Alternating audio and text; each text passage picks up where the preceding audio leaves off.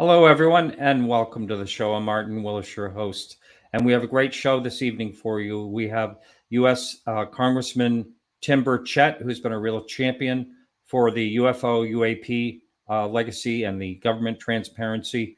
And so I did a pre-record with him. I could not get him live for this show, but I settled for second best. A pre-record that I did. It's about 35 minutes long. After that gets over, Dean Alioto, my friend, out in LA, is going to be joining us. We're going to go over the interview, and then we're going to take calls from the audience. So we'll put that number up for those people who are listening live.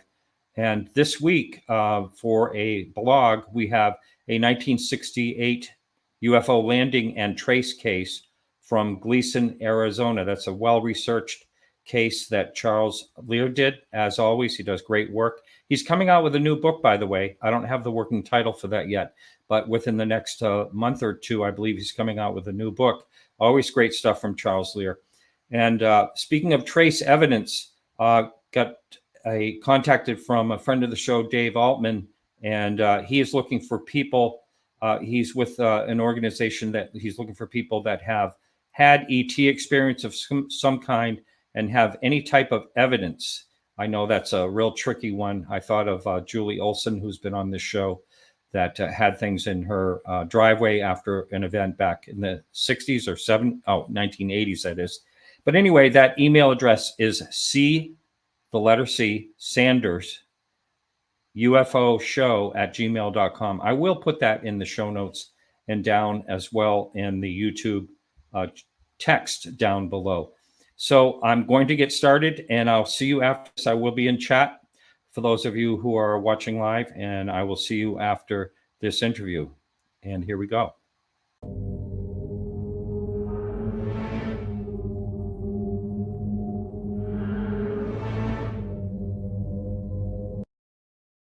There he is. Yes, sir. Yes, I've seen that background before. Tim, welcome to the show. Thank you. Thanks for having me, brother. It's a real pleasure. And it was really nice meeting you. I was kind of impressed that you said you knew of my show, long-time show, when we met this July. Yes, sir. Well, I keep up with like-minded folks, and I keep up with some of my enemies. But you seem like a friendly sort. And when we met, it was good to finally connect. Yes, thank you. And if it's okay if I ask you this, have you had an interest in the UFO topic? Was this something that you had prior to becoming a congressman? Yeah, probably since I'm 59, so I'd say when I was about 6 or 7, maybe. I was a weird kid, I was always reading about stuff, and you go to the library, or the library, as some of the good old boys would call it, like a polybar. Yeah. But we would. They'd have these books set out, for young kids to look at, and it was just, and maybe it wasn't for young kids. I don't know. It had something on Bigfoot and had something on UFOs. And I just thought, well, that's pretty cool. I picked one of those up. And of course I looked at the pictures and then started reading the stories, and then found out about Roswell, New Mexico, 1947. And, and I have a notebook where I would take clippings. It's before the internet. Newspaper clippings or magazine clippings of, is this a UFO, and then you'd go through spells in the 70s where people would claim they see these, UFOs and things. And I mean, I never did. A buddy of mine, me and 2 other of my buddies, one of them's dead now, actually, I grew up with. We were on top of a mountain. It was a water tower that was buried, but it was at the top of this hill. And we slept on top of it. Oh. It was really cold. Well, you're kids, you didn't do much sleeping, and saw this ring in the sky, and it was just, and we kind of all woke up, and we looked and we saw this thing, and what it was we're in a few miles from our Air Force base, obviously, and it was actually a jet, the afterburners doing that, but still, and I knew about Roswell and things like that. And I used to have after college, I had a little truck and trailer business. Remember, I was putting a trailer hitch on this guy's Jeep, he had his license tags were New Mexico. And I said, hey, I said, you know where Roswell is? And he said, sure, it's where the big UFO. And I said, you know anything about that UFO thing? And he said, I do. He said, my father was in the Army Air Corps. And, and people say that I was an Air Force. Well, it was the Air Corps before it was the Air Force. And of course, Daddy fought in the Pacific. My mama flew an airplane during the Second World War. So I knew this guy was, on the right trajectory. And he said, his dad had worked there at the base. And he stated that it was, they always had heard that it was two different crafts that collided in the air. And he went pretty interesting details that always struck me. And I've always remembered that conversation. But fast forward to Congress, I'm walking down the street and a guy had a camera, and cameras to politicians are like magnets to steel. He said, and it was a buddy of mine. He works for TMZ of all things. And he said, hey, what about that new report coming out on UFOs, Tim? And I said, it's going to have more holes in it than Swiss cheese. I said, it'll be redundant. I said, oh no, it's going to be a big one. This is the one. I said, it won't be. I said, listen, more people believe in UFOs than believe in Congress. And that was one of the big quotes they picked up. I ended up putting it on a T-shirt, and I sell it on my website, oddly enough. But then, and so I started getting calls from people, and I ended up meeting Lue Elizondo, and just the whole crew, everybody you see on every TV show I've met with, and some people I've met with prefer not to be mentioned, and I've been to the bases to talk to people and we were turned away, and just, it's just and it's just very frustrating to me. And I've said, look, it's not necessarily about little green men and space saucers. It's about tens of millions of your dollars paid into something to research something that they claim does not exist since 1947. And that infuriates me as a taxpayer and as a member of Congress. And we need to, and that needs to be and I've started pushing that more because it broadens the net past all of us that, and a lot of these people have been discouraged and called names, and I have, and I've been seeing the push polls about, Tim Burchett, he's always talking about these little green men. Who cares about that? Well, who cares about tens of millions, if not billions of dollars from a Pentagon that literally has lost $500 billion, or can't account for, I should better say, $500 billion in assets. $500 billion. It's not even imaginable. It's or as the good old boys say, it's unfathomable. It's actually unfathomable, but you know what I mean. Yeah. And so, and I'm not making fun of good old boys because I am one, so it's okay. Well, to put in perspective, $500 billion, because a trillion, if you counted to a trillion, it would take you 30,000 years, day and night. And I bring that up because a lot of people can't picture that amount of money. And it's just, so it would take you 15,000 years, day and night to count to $500 billion, which is really quite amazing if you think of it in that term. I've had some people that wrote in some questions. I thought they were pretty good. Great. And you mentioned Lue Elizondo just a few minutes ago. And he had mentioned, and I wondered if he had ever, or you ever heard about this 23-minute video that he claims will be very telling that may be coming out at some point. Have you ever heard about that? I have.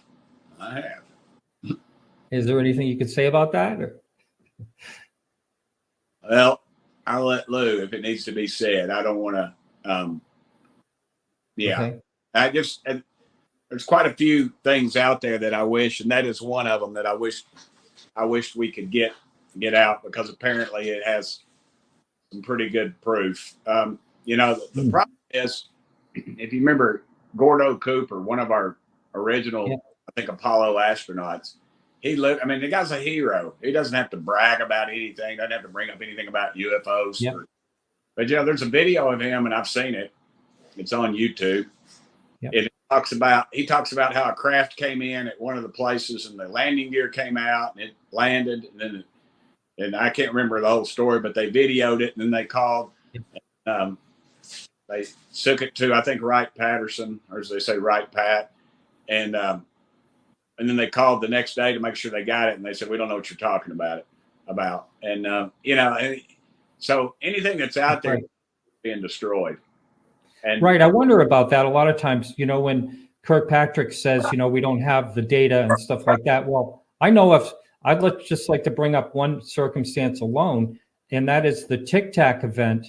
When that Hawkeye landed on the aircraft carrier, they removed the data bricks of what they captured, and those data bricks were picked up and taken away. So when he says there's no data available, which brings me to another question from a listener, and that is, let's see, do you think that AARO, Kirkpatrick, are government-sanctioned disinformation campaigns? Do you think that's a possibility? Oh, 100%. I get people call me all the time with, which I think is disinformation. But here's the difference.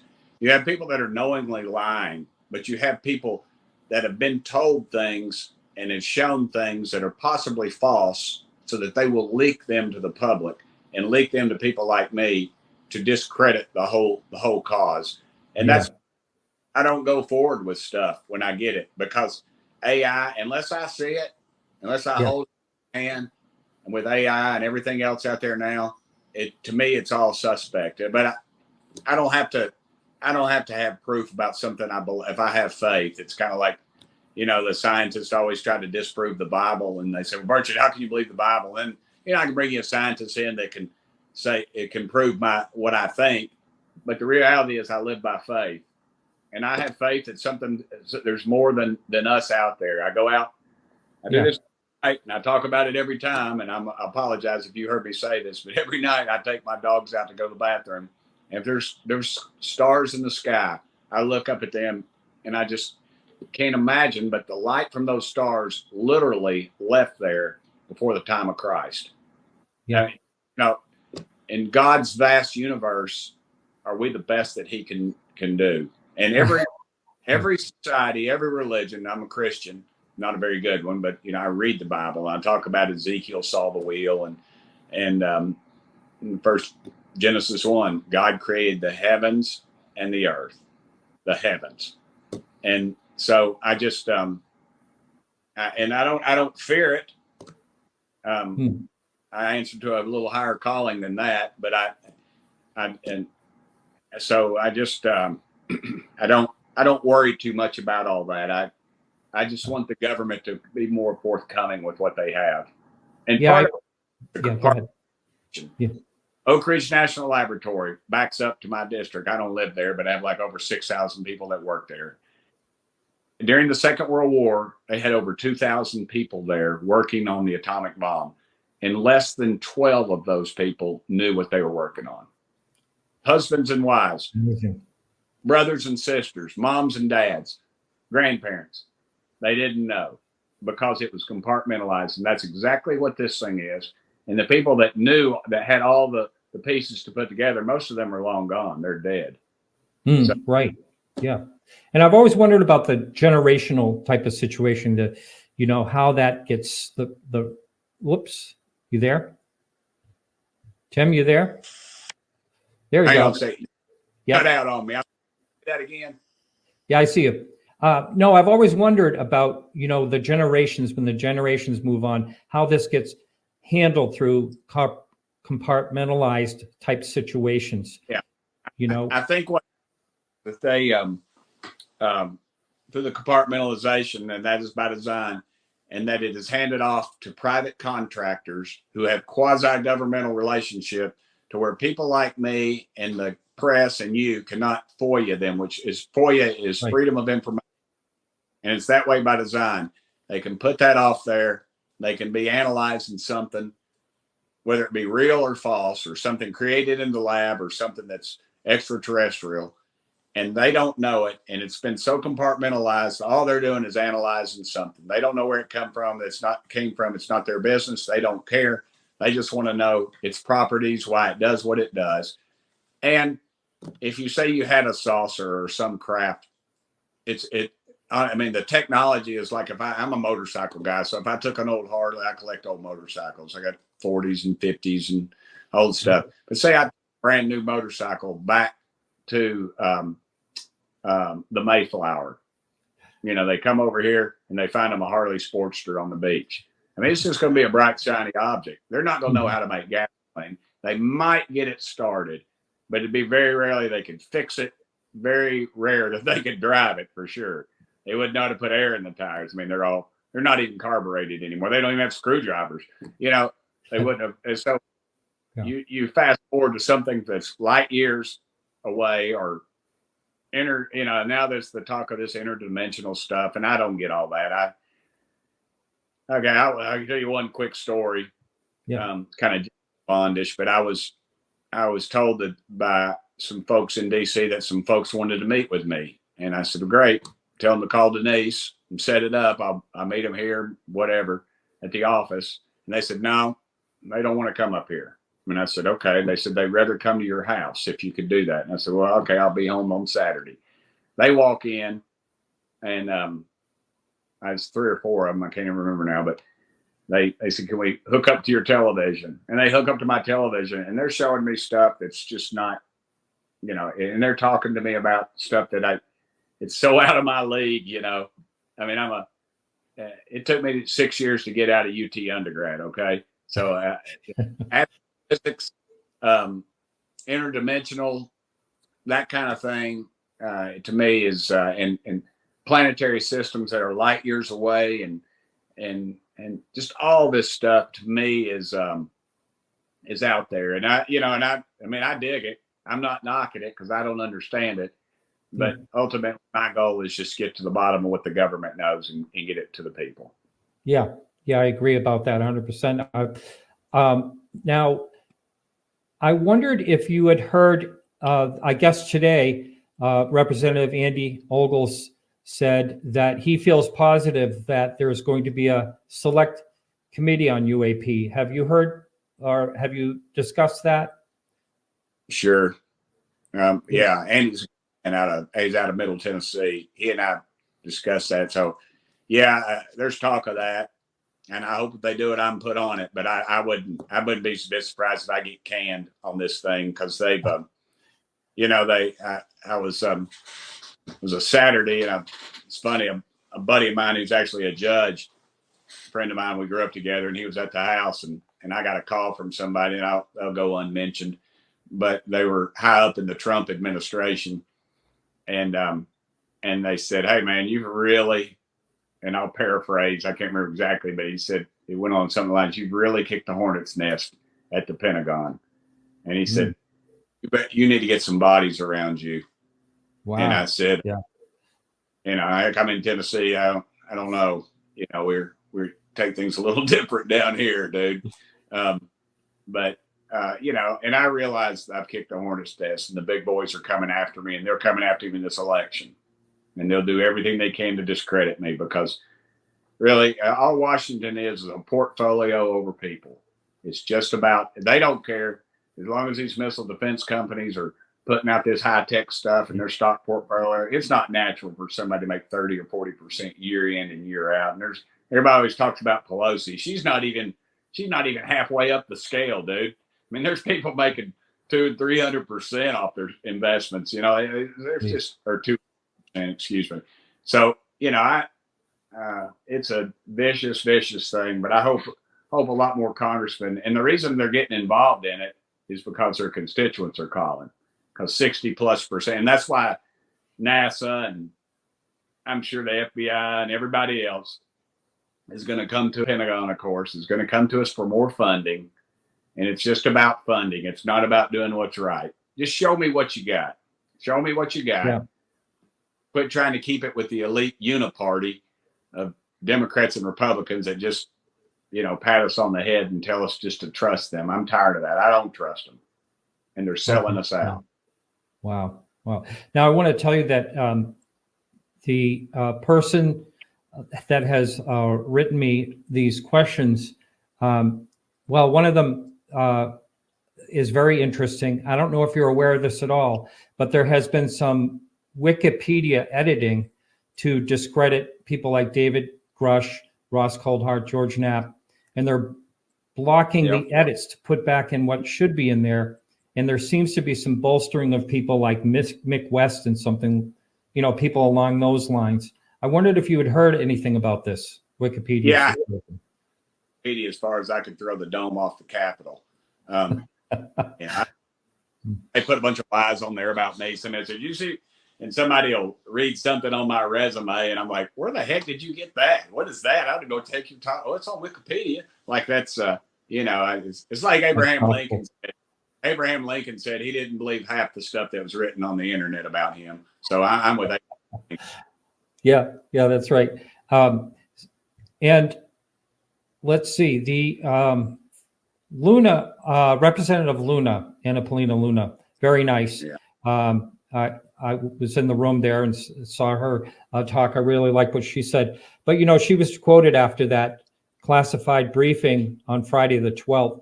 She said this has been a long-term effort to really keep this information outside the purview of Congress. And I know you have basically shared that you believe the same thing.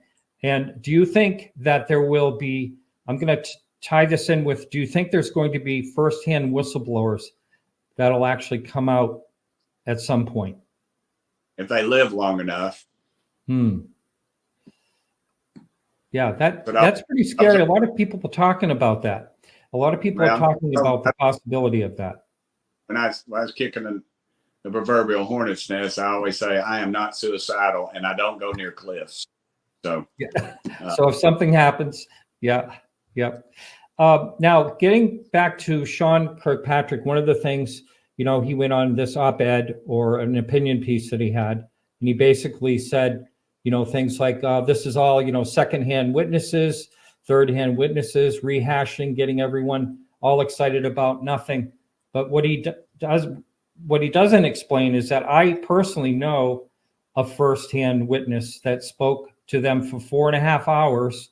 And he also talked about beings that he encountered at a missile launch site. And so you never hear him talking about those type of things, which I think is kind of unfortunate. He's got that much guts. He ought to get some of our top pilots in the world that are in our brave men and women in our military that I've talked to and the things that they've chased and seen. I mean, I don't know how much more firsthand you get than that. These guys are pulled off the flight line. They're interrogated for 8 hours. They get a blemish on their record. Some of them even told us they destroyed evidence so they wouldn't have to even go through it. I'm sick of people like that. All they're doing is discrediting. There's some, they've driven a 4-legged mahogany, which is a desk. They've never been in combat. They never endured any of this stuff. They've never, outside of their first class seat on a American Airlines jet, that's about as much, travel as they've done. And I get kind of, I don't like discrediting America. That's what they did to Grush. They drew back up though. They got onto him for his PTSD. And I said, maybe in Washington, D.C. All right, hold on. Yep, no hurry. Yep. Okay, I don't even remember what I was saying. I was getting irate about something.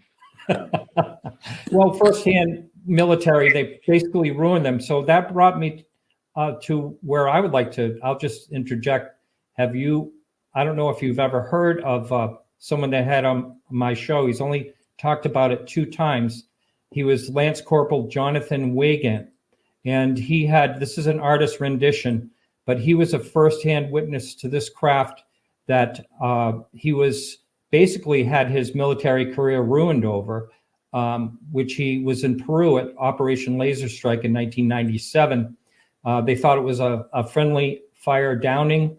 And when they arrived there, they found a craft like this with liquid coming out of it, changing colors, and the craft itself was changing colors. Anyway, he was interrogated by these guys in black camo. He thinks they were the Department of Energy for some reason, terribly interrogated and held basically captive for 2 weeks and then sent back to the States after that. And basically his military career was ruined because of that. Yeah, that's the second time I've heard instances of a Department of Energy involvement in this thing. So I mean, it stands to reason if there's a craft that has zero, a zero heat signature, that could be troubling for our energy sector. They'd have to retool, and it'd put them all out of business, and we wouldn't be in all these miserable wars that we're in overseas. Now I'm getting warm. I'm gonna take my jacket off. And again, the industrial war complex, or whatever you want to call them, war pimps at the Pentagon, they're not for us. They're for them. They don't care. They're the ones out on the tarmac shaking the president's hand every time, whether he's a Democrat or Republican. That uniparty bunch needs to go. Yeah, right. And there's so much money involved. And if you talk about, people being killed or whatever, there's a lot to protect, or possibly a lot to protect. So I want to bring this up here because this is another thing from Kirkpatrick. And this is the supposed drones that China is saying that they have that can do fantastic maneuverabilities and things like that. And so I reached out to Ryan Graves today. I haven't heard back from him yet, but I just wondered what he thought about that, because what he claims he saw off the East Coast was a clear sphere with a cube in the interior. So it's not exactly that type of thing. So again, it's, I don't know, more disinformation. I don't know if these things are even operative yet. Yeah, I've been briefed on that by some other folks too as well on the clear thing. I don't get it. Again, interdimensional, and and there's a big movement within the Christian community of the Nephilims, the giants, and fallen angels interbreeding and with humans. I don't know. There's so many different groups again, and I don't rain on anybody's parade. I don't call any of it out just because I just don't understand it. So I see my goal is just get to the bottom of it, get the truth out there, and let the American public handle it. What would you say is some positive things that, since you've been looking into this topic, do you feel as though that there is, what I see as positive is that there's bipartisan, agreements on this type of thing, the transparency. Jared Moskowitz, and we're about as far apart as you can get. I try to be a Christian. He's Jewish, Democrat. I'm conservative. He's, kind of a free spirit. He played Santa Claus at my Christmas party this year, though. So, perfect, great. Everybody got up. They said, "Hey, don't you know? How can Santa Claus be Jewish?" And I said, "Hey, my Savior's Jewish. If I want my Santa Claus to be Jewish, Dad, get me can be it anyway." But Jared's a dear friend. I love him. He loves me. We have a great time. We don't agree on much other than this issue, but we have a great time. And he, AOC, I asked her, and she's been a part of it. And and that's another reason they don't like this kind of thing, because it is something that we do agree on, and they just try to destroy it and rain on it as much as they can. Because if we're fighting, it keeps the attention away from the prize, and that's what the big boys love, because they're passing their 2,000-page bills. You don't know what's in it, and they're getting fat. And if Republicans, Democrats started to agree on things and started looking into things together, we would be unstoppable. And right, they just don't. Yeah. Now, do you feel how do you feel overall? Do you feel like I believe that there's a lot of momentum going on here, and I wondered how you felt about that with being able to get somewhere. The only thing that hurt, I think, is when the Schumer bill was kind of gutted. Mine was gutted. Schumer's amendment was gutted. That shows you how much power these people have. It got gutted. You would think that would have been the number one story on the news, but it went down quick. Schumer didn't push it afterwards, and he made a couple of statements on the Senate floor, and he moved on. And I talked to the people that wrote that amendment. We're over the target. The big boys, the defense industry knows it. and they're gonna spend millions in these next elections working on defeating people like myself and Luna and Nancy Mace. They'll go after Gates and a few, and probably Andy as well. And so, you know, it's just, and I don't know what they'll do on the Democrat side. I'm not privileged to, you know, any kind of nonsense over there, but I'm sure it'll be very close to the same thing. And they'll be in their ear saying, "Hey, man, you need to back off this thing." I mean, I can't tell you how many conversations I've had like that, and people telling me to, you know, some of them are my friends saying, "Hey, man, you need to back off this deal." Is this, you know, and so I don't know. Yeah. We'll, you know, and a lot of times that's done through, you know, more or less ridicule. I understand that. That's, you know, I've been at this a while, and I've seen the changes. It's much better than it used to be. I mean, I can't imagine you even discussing this before that article came out in the New York Times back in 2017. yeah. This wouldn't be a discussion any of us would have. Yeah. So I think that's really made a lot of changes. I said that at our hearing, our public hearing that got so much publicity. At the end, I said, if one thing we accomplished today is that the people that have been made fun of and laughed at and ridiculed, there's people up here that believe you, and that we are trying to get to the bottom of it, and that, you know, and that was it. You know, I mean, these people, they're Democrats, Republicans, heck, they're mugwumps. I don't know, they're everything, and you know, they deserve to be heard. And it was actually the largest attended hearing, I was told. I think one of the old timers told me in like 15 years. They had to set up another room where people could watch. They couldn't, and people wouldn't give up their seats. I don't know if they had catheters in or what, but they didn't get up to go to the bathroom or anything, brother. That's right. It was people in the crowd from the UFO community.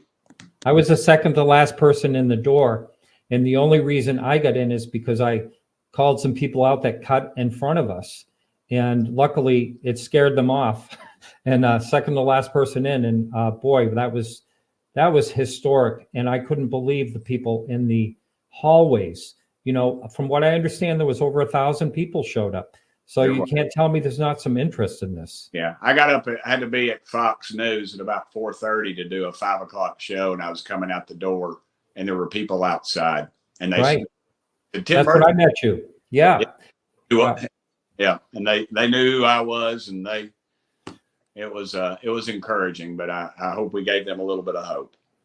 I think so. And I think you have been very instrumental in this, and I really want to thank you for pushing this, and I hope that you don't give up. And you know, I think that, like you said, there's a lot of power behind this not coming out, but you know, I think it's going to have to be addressed at this point, one way or another. And one of the things I think that was probably an issue was the eminent domain issue in Schumer's bill. That may have been like a step too far. That you know, I mean, they could have maybe clarified, yes, we do have it, but the eminent domain part, I think, is what would really cause an issue with people, private, you know, companies with lots of funds behind them. They don't want to lose that. I think some things that are going to leak out or locations are where information or some of this material or objects are, and I'll leave it at that. Yeah. Okay. Another along those lines, another quick question on that is, and I've asked this of Lue Elizondo and maybe Chris Mellon. I think I've asked him, but I can't remember. But have you yourself seen information that you can't talk about, but just that you think is extremely compelling? Yes. Yeah. I knew that would be the answer, but I just had to hear you say it. Yes. That's all right. Yeah. Yeah. So as we move forward, what are the next steps? Are there going to be some more hearings? Are you aware of any of that?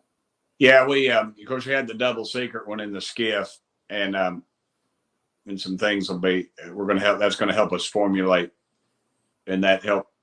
I don't know if it converted anybody, but it sure it raised some eyebrows, I noticed in the room, and I was pleased with that. I threw a couple of softballs, but I wanted everybody else to talk. because I already knew the answer to my questions, and people be. Now, what about when Grush had? I heard that he was not able to go into the skiff because he lost his clearance or something along those lines. How did that? That's a bunch of that ought to tick taxpayers off even more, because all that is an attempt to block the truth. I agree. Well, I expected you to be on for only 15 minutes, and we're closing in on 35. And Yes. It's been really wonderful. And I guess in closing, is there any type of hope you can give the listeners with this whole situation? Yeah, the hope's in the election. That they're going to come after us, all of us. I mean, I've got some great, people give me a lot of credit, but the committee members are where it's at. They're the ones I could show up and then, you're not going to get anybody. They're me and nobody, in my own blog or something. But excuse me, but I think that we should, you got to support your folks. You got to vote for them. You got to get out, speak the truth about them, because the other side is going to wear us out. Yeah. And they want to shut us down, and they'll use avenues. They won't say, "Oh, the UFO stuff." They'll go some other angle, but it's a lot to do with that. And we've rattled a lot of big cages. Yes. Yeah. Again, thank you so much. You're doing the good fight. And I know that everybody in the UFO community has really appreciated that. I've had all kinds of people, tell me how much they appreciate what you've been doing out there. Okay. Well, you can follow me on Twitter or X at Tim Burchett, and we'll get on it. Thank you, brother. Keep putting the truth out there. Nervous. You bet.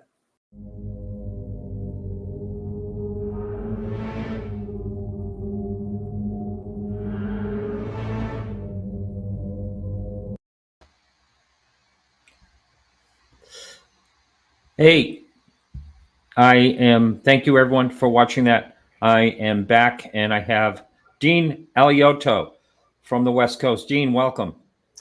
Thank you. Glad to be here in the West Coast.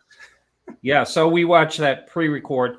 And so what do you think overall? You've heard him talk before, but, he's I thought the most interesting part is that, when he said that he kind of kicked the hornet's nest, and, that he's a little worried about that. Yeah. So by kicking the hornet's nest, I think specifically, and he started out talking about this at the beginning, he said, it's not just the UFO material and evidence that he's trying to get. He's also trying to get basically DOD, the military industrial complex, to be accountable for all these funds.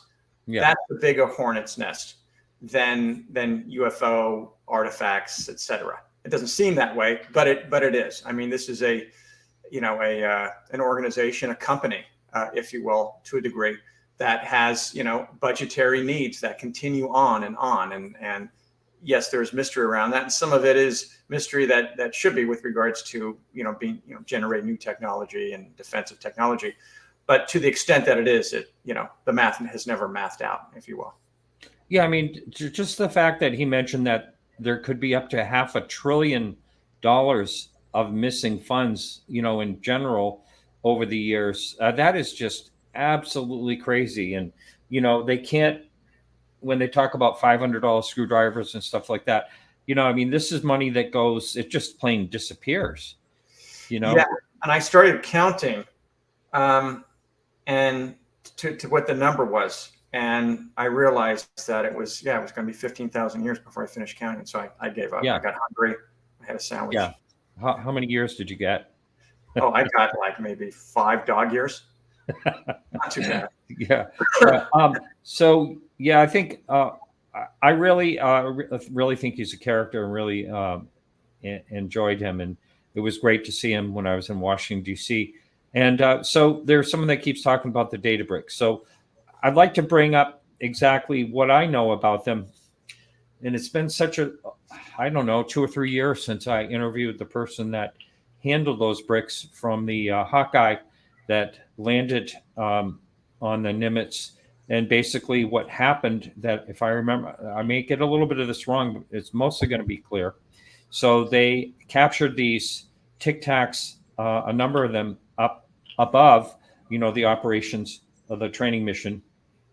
And so they definitely had on their data, they had that information, and not video. We're talking about just the data bricks. And they put them in the safe and logged them like they do every single time after, an operation. And someone came aboard the ship. I don't know how they got their helicopter, I guess. And I believe that's what it was. And he thought it might have been someone from the Air Force, wasn't sure by his uniform that he was wearing. He was just unsure, what branch, but most likely Air Force. And then the captain came down with him, and he had to open the safe and hand him the data bricks from that mission only. And in the chat room, people, or a person was writing, "Oh, they just record over those." Well, these were taken off for that particular reason, because they contained some very important information. And the part that I get frustrated about is when the Kirkpatrick says there's absolutely no data for the Nimitz case. He said, I watched him at this type conference or something. Can't remember exactly what it was. And he basically said that you out there as a public have all the data that I have, and that's those videos on YouTube. So that's all we have on that. And how could he say for a military operation, with all the equipment that they have and all the way of recordings that they have of all this information, that is all they have, as the government that's all they have, is what we can see on YouTube? I thought that was just BS. Okay, so let's look at this. The footage that we did see, the Tic Tac, from all the different Roosevelt, from all the different, the three that go fast, and oh my God, just my brain. Gimbal. So there's more footage of that, but I kind of feel like I've seen enough of that. If it's a closer viewpoint where I'm actually, seeing this thing come up around half a mile and getting really close, like Fravor saw, then I'm excited. Then it's like, okay, I can see some more detail, everything else. But if it's just, extended minutes of the same footage and just watching this thing going, I don't know what we can really glean from it. And I guess the belief is something really interesting happened that they didn't want to share. But so I'm kind of wondering, what is that extra footage really going to reveal? I'm more interested in footage that they have from separate cases, because all this stuff has been recorded, and it's not just been FLIR footage and everything. It's been high-end cameras and stuff. I don't think that's a big leap for me to say that most likely exists out there, right? Yeah, and I wasn't talking about just the video. Also, I was talking about, they have all types of radar data. They have, I think, 3 different types of radar that they were recording these things on. The 80,000 foot down to the level of the sea, in less than a second. All that stuff they had. When they have radar running, everything is recorded, and I don't think they would just erase that stuff. I mean, I think it would be way too important myself, unless, as these people that I'm on Crossfire with, by the way, that's this coming Thursday night, every Thursday night at 8 to 10 p.m. on this YouTube channel and on KGRA radio. So on that show that I'm on, they're all convinced except myself that was totally a military, experimental craft. And Dean's got some things going on. I'm going to, It was just a quick alarm that had to go off. Yeah. And that was telling me that we were talking about something very scary and we should watch it. And that was the alarm to say, whoa, hold on. Dial it back a little bit. Okay. Yeah. Sorry, you were saying.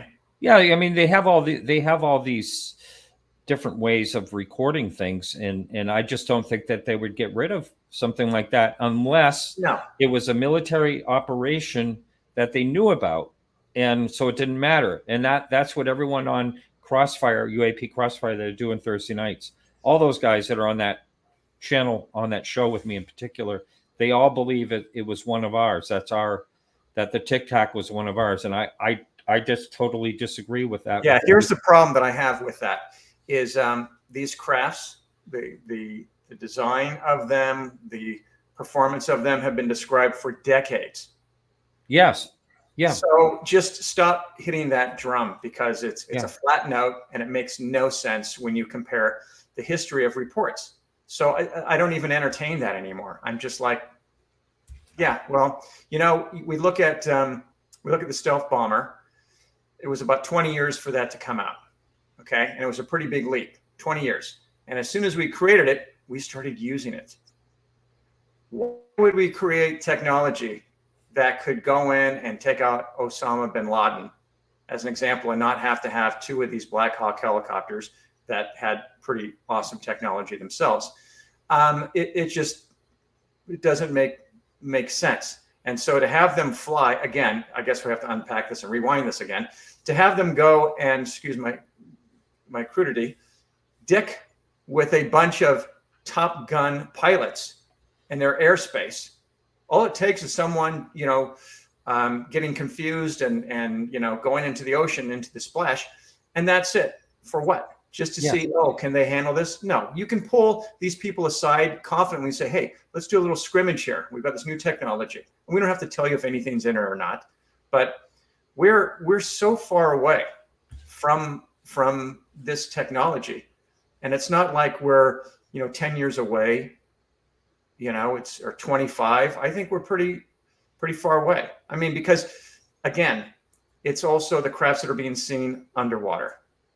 And I want to start asking questions like, okay, so if a craft is moving in the air, it's able to avoid birds, it's able to avoid planes. But when you're going in the water and you're moving as fast as these fast runners are going, you're going to hit things underneath there. Fish, tons of stuff. And how does that happen? How do they navigate through that? The nuances are at this point, what is interesting to me. The idea that, well, there could be footage of UFOs. Yes, we've seen that. It does exist. The Navy has said so. What I'm also equally interested in is the response of the government. Jim Peniston, okay, with Rendlesham Forest. Why does he need sodium pentothal to be interviewed after? And OSI has been a part of that, that method of operation several times. Terry Lovelace in my new documentary, he talks about that, that he was taken and given this stuff. I don't know that would ever happen in any other situation. No one has ever said, oh yeah, we crashed a plane. And, or we interacted with the Russians and we took them down and everything. And, oh, did you? We'll come in here and we need to talk to you and investigate you for an abnormal length of time. So. Well, I've got some, I'm a little leery of talking about this, but I think it's an interesting thing that happened to me today. And I was in a retirement community talking to this really nice gentleman, fairly old gentleman. And one thing led to another. And I got up the courage to say that I do a show on UFOs, basically. And he said to me, well, I used to work at Wright-Patt for the DOD, and the wing that I was in the 1970s, they started this secret UFO program. And I said, wait, what? I said, I need details. And he goes, no, he says, well, I used to have like coffee and, the cafeteria talk. He said, but we never, I could never hear anything more than, just that type of thing. So he said, I don't even remember the name of it. And he was aware of Project Blue Book. Well, the reason why this is so important, and I want to get as much information as I can, is we all know that Project Blue Book closed in 1969, and there was nothing to the UFO phenomenon. And if they opened up something secretly in the DOD, that was investigating UFOs. According to him, in the 70s, I think that's a very interesting story. And I said, I would like to find out as much as you know about it, because I'd like to, send out a FOIA, Freedom of Information request, and try to get some documents to try to figure that out, which I think is fascinating. Now, this may end up being nothing, but it was pretty exciting for me today to have that conversation. Well, not to diminish Jalen Hynek's work and the others of Project Blue Book, but it was kind of set up to be the PR of UFOs and not the real deal. There was always a parallel program going on, investigating, from what I understand. And, again, I always kind of say to people when I speak at, conventions and stuff, as I say, just ask yourself, what would you do in that situation? What would you do as the government? Do you want that technology out there? Do you want people seeing it? Do you want people kicking the tires who shouldn't be kicking any tires when it comes to, this? So it's acknowledgement. We got that. That's a big thing. So my question is, what do we want next? And what we want, because we love show and tell, is we want to see the material. We want to see debris. Yeah. And so, okay, so if we look at debris and everything, and then we go, wow, we're holding it, right? Let's go down that path. We're holding it. We're going, God damn, this is incredible. It's light. You can't bend it. You can't, set it on fire. So then what do we do with that? We can fold it into technologies and stuff that'll help us. The biggest thing is coming up with metal, which we are going to come up with, and that's not too far in the future. That is going to be 1,000 times stronger than the metal that we have, and lighter, which will allow us not to have to, use up as much fuel for planes, et cetera. Also with cars and everything. So that's helpful. But any anti-gravitational type of machinery and stuff, that's a game changer. That is a bigger weapon, I would venture to say, than the hydrogen bomb.